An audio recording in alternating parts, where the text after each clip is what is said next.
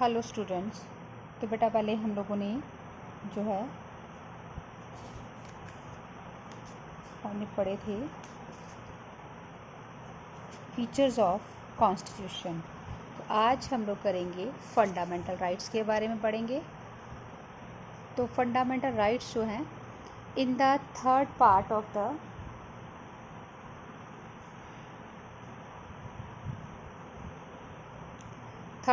Constitution from Article 14 to 32 grant important fundamental right to Indian citizen। तो part जो है third constitution का उसमें 14 से लेकर के 32 आर्टिकल जो है उसमें फंडामेंटल राइट्स के बारे में बताया गया। These rights are fundamental. ये फंडामेंटल है because firstly they are essential for citizen to live democratically. सबसे पहले क्योंकि वो डेमोक्रेटिकली लाइफ स्पेंड करने के लिए उनके लिए बहुत ज़रूरी है। And are guaranteed by the constitution. उनको संविधान ने के द्वारा गारंटी दी गई है क्योंकि वो सभी नागरिकों को मिले हुए हैं। Secondly affective procedure for their enforcement is laid down in the constitution. और अफेक्टिव प्रोसीजर जो है उनको अप्लाई करने के लिए, उनको एनफोर्स करने के लिए वो कानून संविधान में बनाया गया है। And in case a citizen is devised any of these rights he can approach a court of law. और इन केस अगर किसी सिटीज़न को उसके फंडामेंटल राइट्स नहीं मिलते हैं या उनके साथ कोई छेड़छाड़ होती है तो वो कानून का दरवाज़ा खटखटा सकता है उनके प्रोटेक्शन के लिए। Thirdly ordinary rights of citizen can be amended through ordinary process of law. तो जो ऑर्डिनरी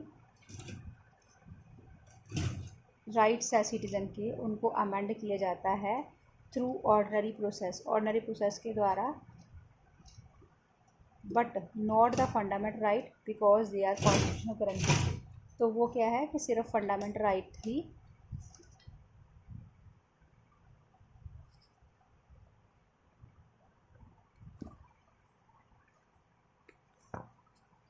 ऑर्डिनरी राइट्स जो हैं सिटीज़न के उनको अमेंड किया जाता है ऑर्डिनरी प्रोसेस के द्वारा।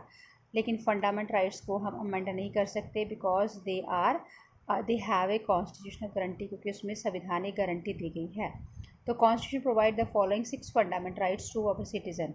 तो कौन कौन से राइट है? First of all right to equality. तो in Indian society there were a variety of inequalities and discrimination. बहुत सारी इनक्वालिटी हमारी सोसाइटी में पाई जाती है। Therefore the father of constitution gave pride to the right of equality. तो जो फादर ऑफ कॉन्स्टिट्यूशन है, संविधान लिखने वाला, उसने जो है इक्वालिटी, राइट ऑफ इक्वालिटी उसको प्रायोरिटी दी है। The Indian citizen are ensured the right to equality under the following provisions. तो इंडियन सिटीजन जो है उनको एकता समानता का अधिकार दिया गया है। उसमें कौन कौन से प्रोविज़न है? Equality before law. All citizen are equal before law and law are applicable to all without any discrimination. सभी नागरिक कानून की दृष्टि में बराबर हैं और ये कानून जो अप्लाई होता है बिना किसी भेदभाव के। Prohibition of discrimination. The state is prohibited to discriminate against a citizen. तो स्टेट जो है वो रुकावट डालती है, रोकती है डिस्क्रिमिनेशन करने के लिए सिटीजन के साथ on the basis of race, caste, sex, region और प्लेस ऑफ बर्थ। जन्म के आधार पर, कास्ट, रेस, सेक्स के अकॉर्डिंगली किसी के साथ हम भेदभाव नहीं कर सकते। Equality of opportunity. Equal opportunity will be provided to all the citizen for employment under state. तो सभी नागरिकों को जो है इक्वल अपॉर्चुनिटी दी गई है। No discrimination will be made between citizen on the basis of religion, caste, race, language, sex, birth, residence for employment. तो किसी के साथ किसी भी आधार पर जो है वो भेदभाव नहीं किया जा सकता। Abolition of untouchability. In India since time memorial the evil of untouchability was in existence. तो भारत में समय गवाह है इस बात का कि अनटचेबिलिटी जो है वो एग्जिस्टेंस में थी। It has been abolished. इसको ख़त्म किया गया है। And its practice has been prohibited under the law. और इसकी प्रैक्टिस को रोका गया है कानून के द्वारा एंड द कॉन्स्टिट्यूशन संविधान के द्वारा। If any citizen resort to untouchability. अगर कोई सिटीजन जो है वो अनटचेबिलिटी को फॉलो करता है, he can be punished under law.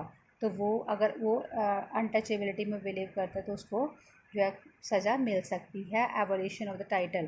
तो according to the constitution except military and academic titles. सिर्फ मिलिट्री और एकेडमिक टाइटल को छोड़ करके state will not confer any other title like sir, Sardar, Bahadur, Rai Bahadur to the citizen. किसी भी नागरिक को कोई भी टाइटल अडॉप्ट करने का कोई अधिकार नहीं है।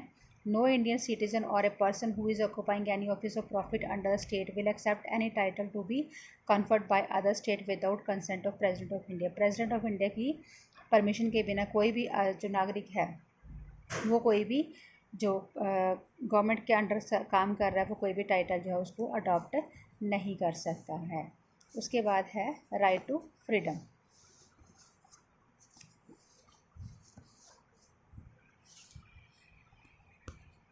तो राइट टू फ्रीडम जो है, after the right to equality the framer of the constitution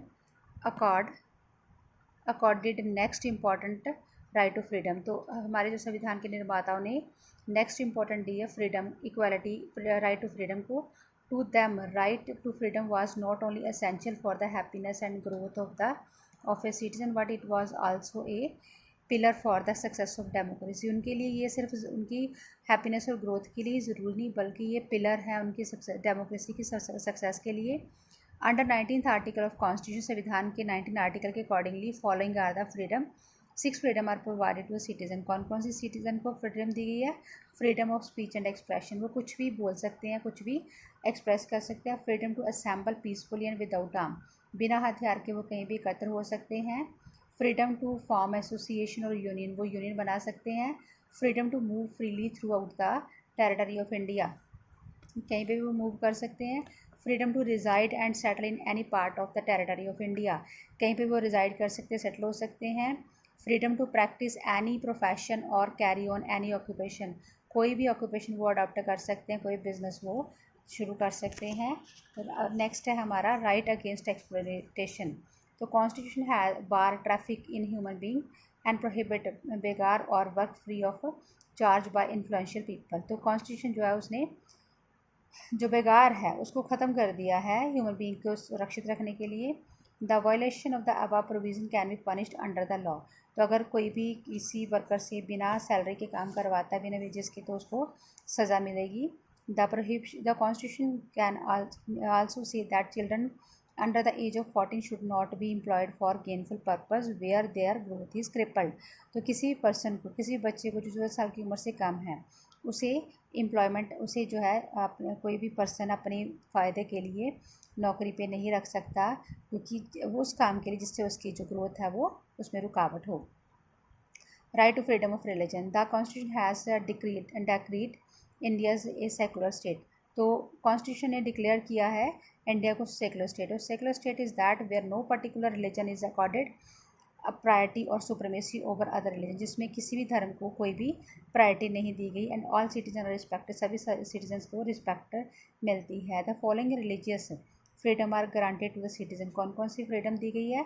freedom to profess और प्रैक्टिस एनी रिलीजन, किसी भी धर्म को कोई भी मान सकता है। Freedom to manage religious affair, religious affair जो है धार्मिक मुद्दे जो उनको मैनेज कर सकता है।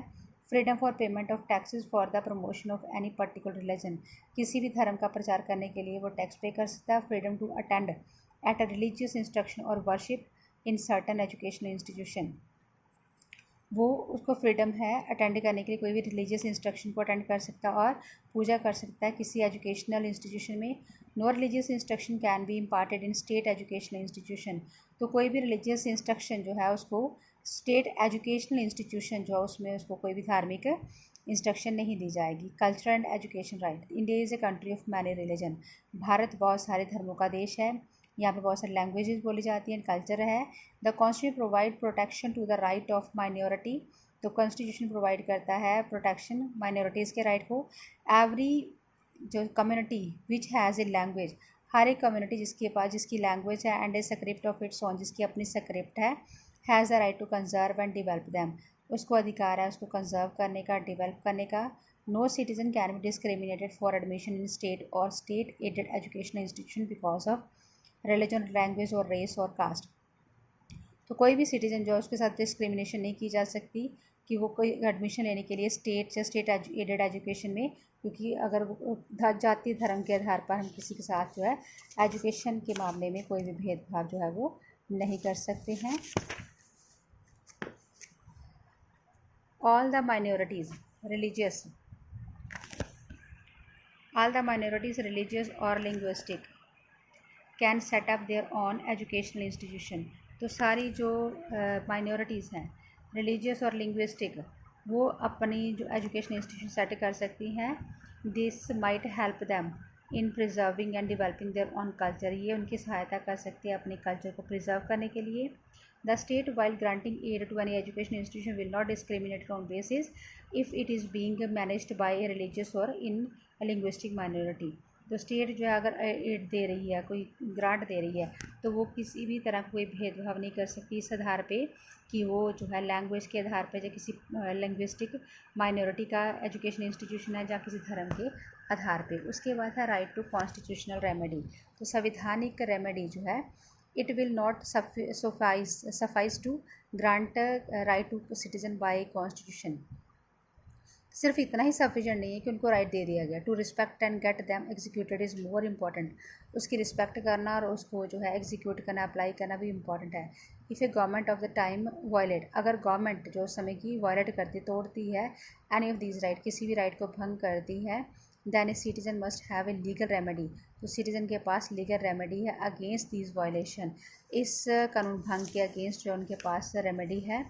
The constitution make some special provision in this regard, संविधान में कुछ प्रोविज़न बनाए गए इस रिगार्ड में। There is a special right in the constitution, special right दिए गए हैं which is called the right to constitution remedy, जिसको कॉन्स्टिट्यूशन रेमेडी कहा गया है। The constitution gives to every citizen the right to go to the court to enforce his right. तो संविधान जो है वो देता है हर एक नागरिक को कोर्ट में जाने का अधिकार, अपने अधिकारों को लड़ने के लिए, अधिकारों के लिए। He can challenge any act of the government, वो गवर्नमेंट के किसी एक्ट को चैलेंज कर सकता है अगेंस्ट हिज राइट, अपने राइट के अगेंस्ट। कीपिंग इन माइंड, इस बात को ध्यान में रखते हुए, above provision of constitution and hard fact based on the ground reality a critic comment, the Indian constitution give right from one head and take back from another। तो ये एक कमेंट दिया गया है कि जो भारतीय संविधान है वो एक हाथ से राइट देता, दूसरे हाथ से छीन लेता है।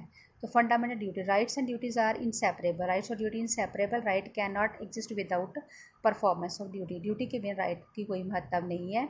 Therefore, the constitution of many countries have enumerated main duties of the citizen along with their right। तो इसलिए जो कॉन्स्टिट्यूशन उसमें बहुत सारे देशों में जो ड्यूटीज़ भी असाइन की गई हैं। तो in original Indian constitution no provision was made for the fundamental duty of citizen, कोई भी प्रोविज़न ऐसा नहीं था जिसमें ड्यूटीज़ दी गई हों। It was only through 42nd amendment.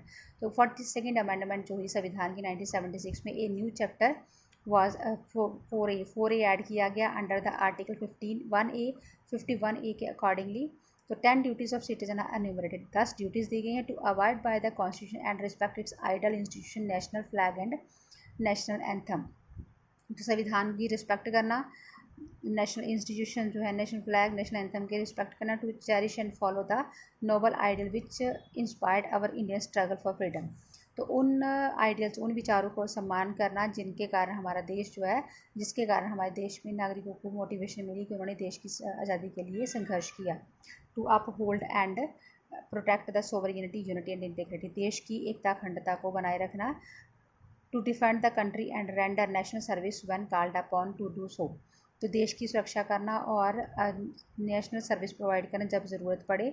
To promote harmony and spirit of common brotherhood, भाईचारे की भावना को प्रमोट करना amongst all the people of India, देश के लोगों में। Transcending religious, linguistic and regional और सेक्शनल डाइवर्सिटी, तो कंट्रोल करना रिलीजियस, लिंग्विस्टिक, रीजनल डाइवर्सिटी को। To renounce practice derogatory to the dignity of women, औरतों की जो सम्मान को ठेस पहुँचाए उस प्रैक्टिस को रोकना। To value and preserve the rich heritage of our composite culture, अपने कंपोजिट कल्चर जो है उसको प्रिजर्व करना। To protect the import and improve the natural environment including forest, lake, river and wildlife and to have comparison for living creature. तो protect करना और improve करना natural environment को, जिसमें फॉरेस्ट आते हैं, लेक है, रिवर्स हैं, वाइल्ड लाइफ है। And to have comparison, living creature के लिए जो कंपैरिजन करना। To develop scientific temper, scientific नज़रिया अपनाना। Humanism and the spirit of inquiry and reform, तो ह्यूमनिज़म और स्पिरिट जो है इंक्वायरी की, किसी पर्टिकुलर पर्पज़ को इंक्वायर करना, रिफॉर्म उसमें सुधार लाना।